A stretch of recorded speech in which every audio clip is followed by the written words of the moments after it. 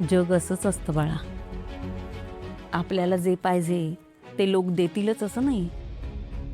एक आपला अभि होता, तुम्हाला जे हवं ते मिळवून द्यायचा आणि ते मिळवून देण्यासाठी कष्ट करायचा. काय माहिती अजून काय काय सहन करायचं.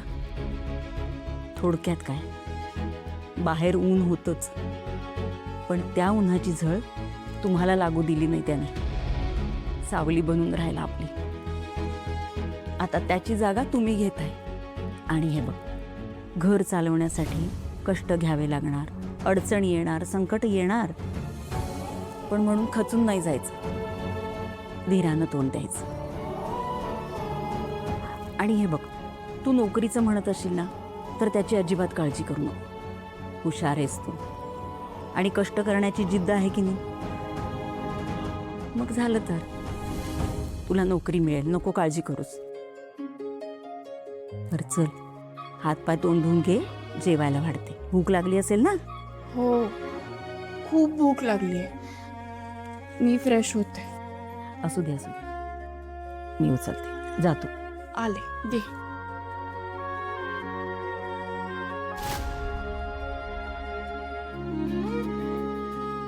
आणि सुजय, जर माझ्या बहिणीला त्रास दिलास ना, दुबईत येऊन तुला पळवून पळवून मारेन. अरे ती वेळच नाही येणार रे अभि, नको काळजी करूस.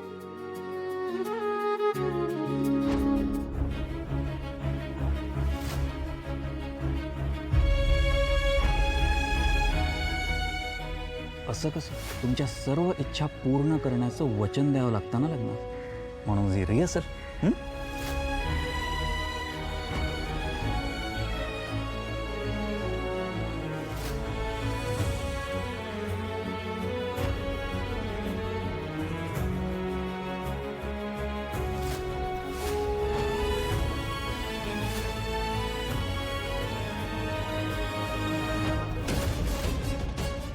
या लोकांनी आमच्या हसत्या खेळत्या आयुष्याची वाट लावली आहे. एका क्षणात आमच्या आयुष्यातला सगळा आनंद हिरावून घेतलाय. यांना मी अशी सोडणार नाहीये. नाही, यांच्या आयुष्याची वाट लावली ना तर नावाची प्रीती नाही.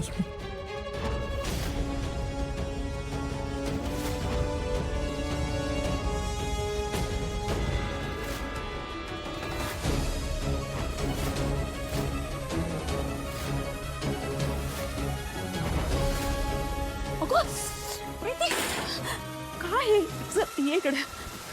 काय गो, काय राजा, हळू. किती भाजलंय ग.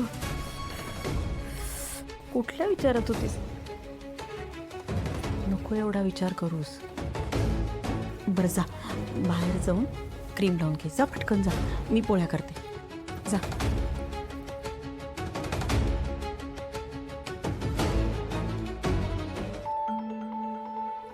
चल ताई, बाय. अगं आई, ही बघ काय करते. तुळशीकडे बघूनच कळते ती वाळली ती, तरी पण पाणी घालते. आता वाळलेल्या तुळशीला सारखं सारखं पाणी घालून ती काही पुन्हा जिवंत होणार आहे का? कीर्ती, उन्हामुळे ती तुळस फक्त कोमेजली आहे, मेली नाहीये काही. या उन्हाळ्यामध्ये तिला चांगलं श्रद्धेनं आणि जिद्दीनं जगवायचं. पाणी घालून तग द्यायचं, मग पाऊस आला की बघ कशी मस्त फुलेल. बरं. प्रीती, ती तुळस बघितलीस? सध्याच्या आपल्या मनाचं प्रतीक येते. अगं, आयुष्यात वाईट गोष्टी घडतात, मन नाराज होतं, नकारात्मक विचार येतात, जीव नकोसं होतो कधी कधी. पण बाळा, एक सांगू का, याच परिस्थितीत मनाला धीर द्यायचा आणि जिद्दीनं पुन्हा जगायला सांगायचं. मग बघ, आयुष्यात पुन्हा चांगल्या गोष्टी घडतात. देव आपल्या पारड्यात सुख टाकतो. पण तोपर्यंत त्या भोवतीचे निराशेचे तण असतात ना, ते साफ करायचं. बंद कर ही फेक पॉझिटिव्हिटी. अगं, अजून किती दिवस स्वतःच्याच मनाला फसवणार आहात तुम्ही? मला तर आपल्या आयुष्यात फक्त आणि फक्त अडचणीच दिसत आहेत. आता काय असं चांगलं होणार आहे आई?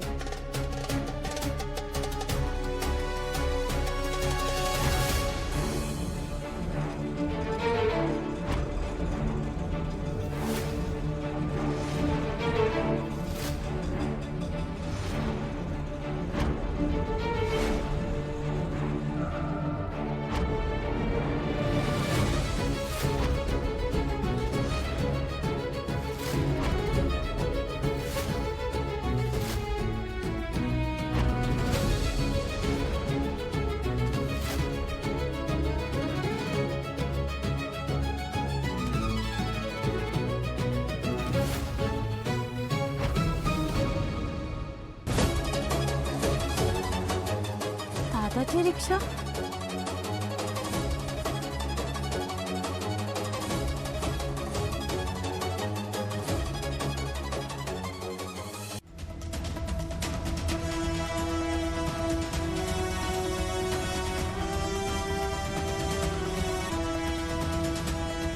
कोण तुम्ही आणि आमच्या दादाची रिक्षा तुमच्याकडे कशी काय?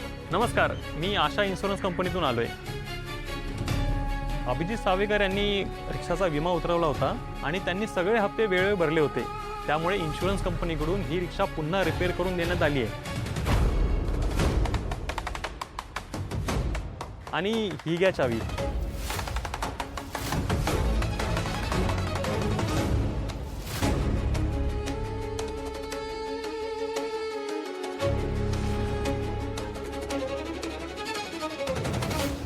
थांब ताई. हो, हे बघा, ॲक्सिडेंट जेव्हा झाला ना तेव्हा ही रिक्षा पोलिसांच्या ताब्यात होती. मग ती तुमच्याकडे कशी काय आली?